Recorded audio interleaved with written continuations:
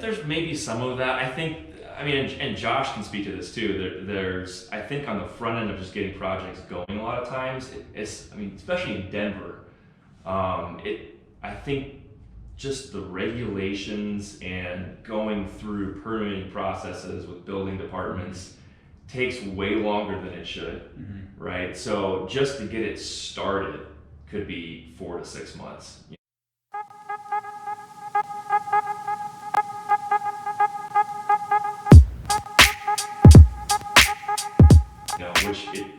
We've got everybody sitting around.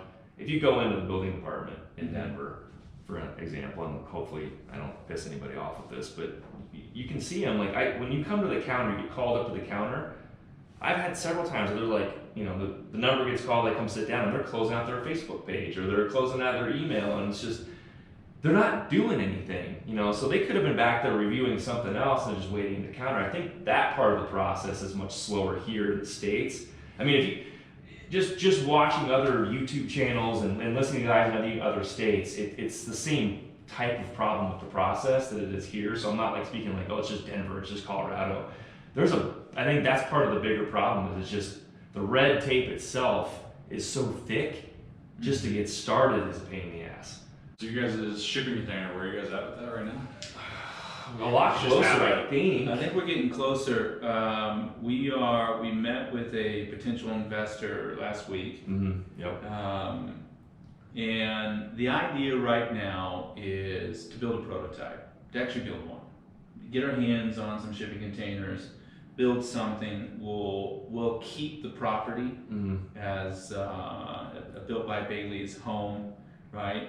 Which we can use personally, but also as an investment type asset to where we can Airbnb it out. So picking the right place, the right layout to achieve kind of the right things. So the idea is, if we want to take the shipping container idea for affordable housing, that somewhere in this structure, this was actually Shane and I's first decision in meeting with this investor, is kind of lay out what the vision is. Yeah, what we're trying to accomplish. We thought, well, we could just build a 2-bedroom, 1-bath, think of like real mod shipping container, like cabin up in the hills somewhere, right?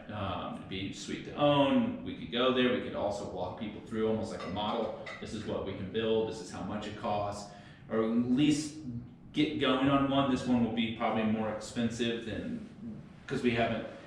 When I say expensive, it'll be inexpensive, but we'll be able to get it even less expensive after we work on one. So the idea is, like, let's let us thumb through one ourselves instead of like take a client on and try to do it.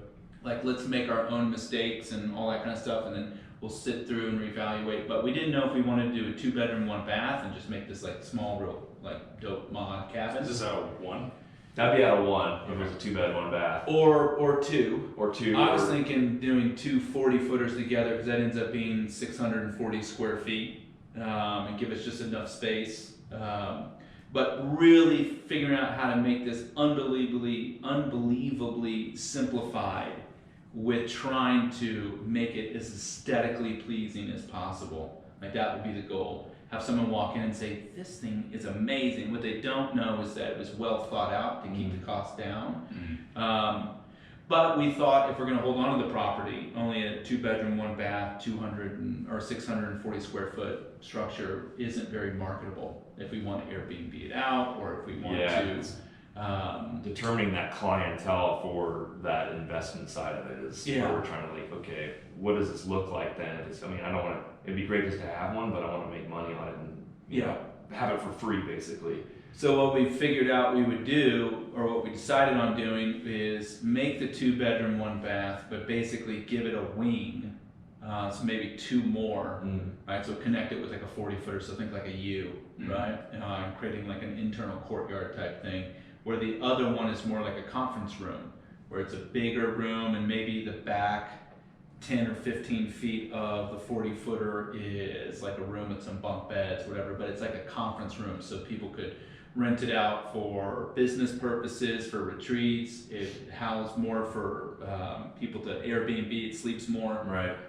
Shane can run some classes and or if just it gave us more marketability. So that way it is a larger structure, but it houses the 2-bedroom, 1-bath that people can still look at. Right. Right. And so that's kind of where we're at now. So this investor is super interested. I talked to him again, and just trying to figure out how that would all transpire. So in theory, everybody's in. Shane's done some drawings.